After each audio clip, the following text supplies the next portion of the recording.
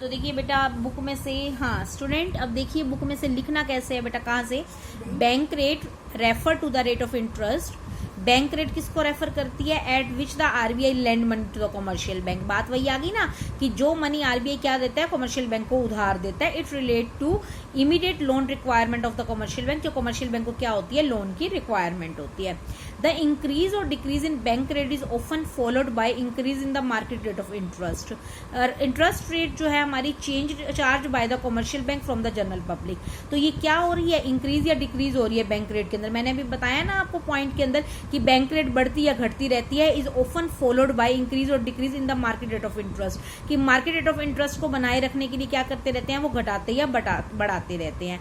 Rate charge by the commercial bank from the general public according the cost of credit, जो है हमारी also called the cost of capital change in the market. Cost कब बढ़ रही है या घट रही है, देखिए यहाँ पर कॉस्ट क्या आ रही थी इन्फ्लेशन के टाइम पे, हमने 7 वाली चीज को कितने में बेच रहे थे, 9 रुपीज में। यहाँ हमने कॉस्ट को क्या कर दिया था बेटा, इंक्रीज कर दिया। तो कॉस्ट को हम क्या कर देते हैं, कॉस्ट को हमने क्या कर दिया था, कॉस्ट इंक्रीज हो रही थी हमारी, और यहाँ पर हमने कॉस्ट को क्या कर दिया, डिक्रीज कर दिया। यहाँ हमारी कॉस्ट क्या हो रही है, डिक्रीज हो रही है। तो ये चीज बता रखी है उसने, इंक्रीज या डिक्रीज की। ये लैंग्वेज अगर आपको मुश्किल लग रही है तो आप सिर्फ ऊपर वाली ये 2 लाइन्स करके, जो यहाँ तक है, कहाँ तक ये मैं मार्क कर रही हूँ, कमर्शियल बैंक तक, ये देखिए ये मार्क हुआ हुआ है। इतना लिखने के बाद आप सीधा यहाँ पर आ जाइए। ये देखिए पेज नंबर 158, पेज नंबर 158 देख रहे हैं, उसके अंदर ये बॉक्स बना हुआ है।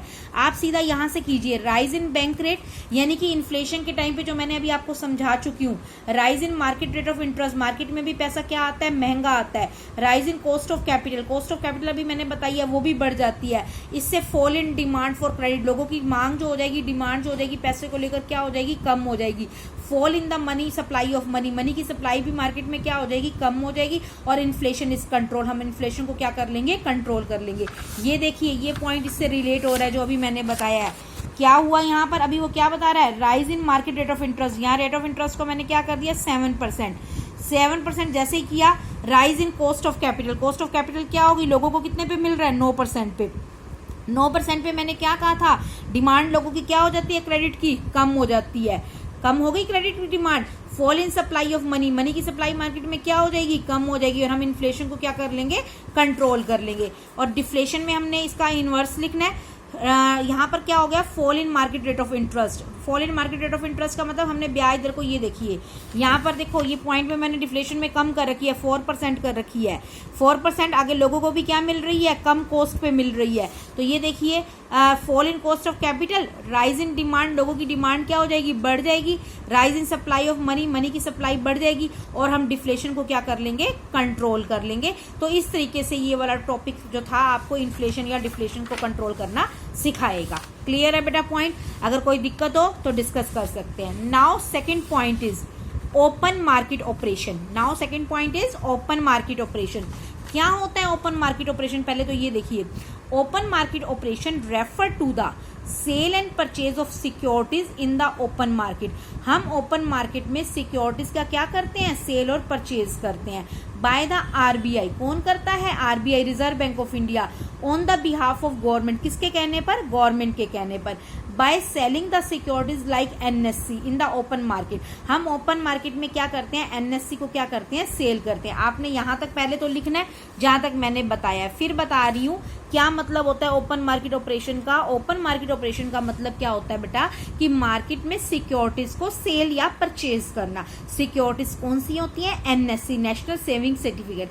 अब आप कहेंगे मैडम ये नेशनल सेविंग सर्टिफिकेट्स क्या होते हैं, बेटा ये नेशनल सेविंग सर्टिफिकेट्स जो होते हैं ये लोग खरीदते हैं। कौन खरीदते हैं, इनकम टैक्स की रिबेट के लिए खरीदे जाते हैं। किसके लिए खरीदे जाते हैं, इनकम टैक्स की रिबेट के लिए एनएससी खरीदे जाते हैं। अब आप कहेंगे कि मैम इससे को खरीदने से हम इन्फ्लेशन या डिफ्लेशन को कंट्रोल कैसे कर सकते हैं। अब मैं आपको वो चीज पहले बताऊंगी, इन्फ्लेशन या डिफ्लेशन को, फिर ये वाले 2 पॉइंट्स लिखने हैं आपने, बाकी ये नहीं लिखना, ये लैंग्वेज मुश्किल है जो ये नीचे ये आपको एरो लगा कर दे रखे हैं। तो अब मैं आपको क्लियर पहले करूंगी कि ओपन मार्केट ऑपरेशन सेल या परचेज से हम कैसे कर सकते हैं। ओपन मार्केट ऑपरेशन में आप देखिए क्या कैसे कर रहे हैं, सेल देखो ये मैंने की है, सेल मतलब बेचना।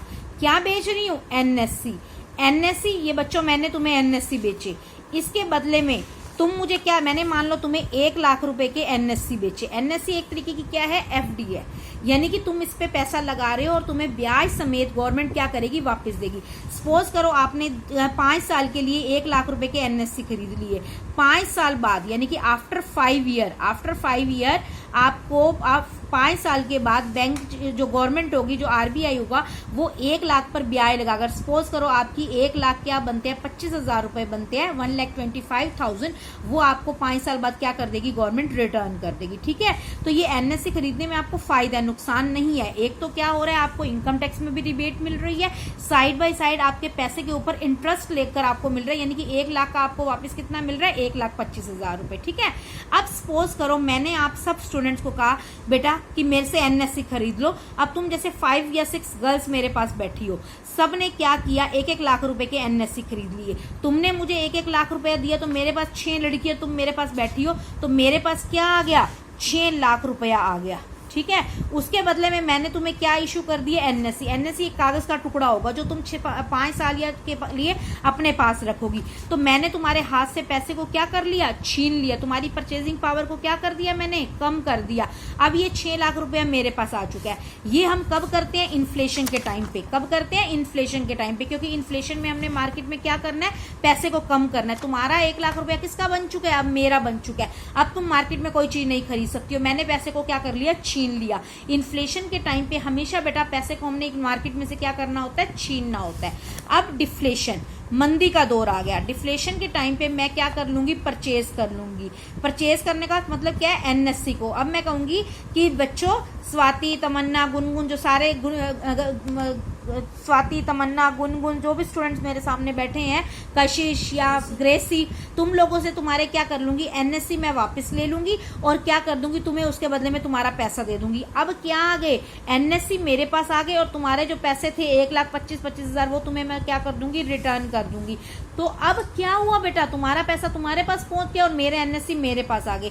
तो अब परचेजिंग पावर फिर क्या होगी, मार्केट में बढ़ गई, क्योंकि डिफ्लेशन में परचेजिंग पावर को क्या करना होता है, बढ़ाना होता है, और इन्फ्लेशन में कम करना होता है। तो ये ओपन मार्केट ऑपरेशन का कंसेप्ट था। अब आप लिखेंगे क्या इसके अंदर, देखिए यहां से लिखेंगे sale of securities. Sale of securities जब मैंने बेचा था, कब बेचूंगी तुम्हें एनएससी, कब दूंगी, जब मार्केट में इन्फ्लेशन होगा।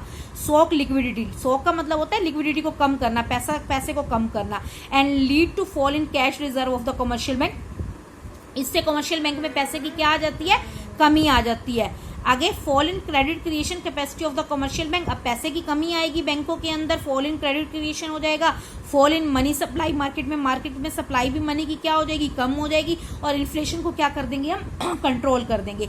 अब बच्चे आपको यहाँ समझ नहीं आ रहा होगा, मैडम आप तो कह रहे थे पैसा आपने हमसे लिया, और यहाँ बात ये कर रहा है कि fall in credit creation capacity of the commercial bank. Commercial bank में पैसा कैसे कम हो जाएगा, अरे पागलो, तुम्हारे पास कोई घर में थोड़ा ना पड़े 1-1 लाख रुपए, सबके सब बैंक में से तो निकलवा के मुझे दोगी, तो बैंक में पैसे की कमी ना आ गई। तुमने जो पैसे मुझे पकड़ाने हैं, जो आरबीआई को या गवर्नमेंट को देने हैं पैसे, वो बच्चे 1 लाख रुपया का घर में कैश किसी के नहीं पड़ा होता। जब तुम मुझसे एनएससी खरीदोगी और मुझे 1 लाख रुपया दोगी, तो वो कहां से निकलवा कर दोगी, बैंक से। बैंक कौन सा है, कमर्शियल बैंक से। इसलिए वो यहाँ पर बैंक की बात कर रहा है कि बैंकों में पैसे की क्या हो जाएगी, कमी हो जाएगी, और फॉल इन मनी सप्लाई और इन्फ्लेशन को क्या कर लेंगे, कंट्रोल कर लेंगे। और फिर डिफ्लेशन का टाइम आया तो परचेज करना है। अब हमने परचेज करूंगी तो मैं तुम्हारे एनएससी तुम्हें क्या दे रही हूँ, अपने एनएससी वापस ले रही हूँ, और तुम्हें क्या दे रही हूँ, तुम्हारा पैसा वापस दे रही हूँ। जब मैं तुम्हारा पैसा तुम्हें वापस दूंगी तो क्या दूंगी, तुम्हें चेक के थ्रू दूंगी, और चेक कहाँ जाएगा, बैंकों में जाएगा। तो बैंकों में मनी की सप्लाई क्या हो जाएगी, बढ़ जाएगी। तो इससे इकोनॉमी में पैसा क्या आ जाएगा, दोबारा आ जाएगा। तो हम डिफ्लेशन को क्या कर लेंगे, कंट्रोल कर लेंगे। तो ये ओपन मार्केट ऑपरेशन का पॉइंट था। बच्चे क्लियर हुआ ये पॉइंट? अगर कोई दिक्कत हो तो आप दोबारा पूछ सकते हैं।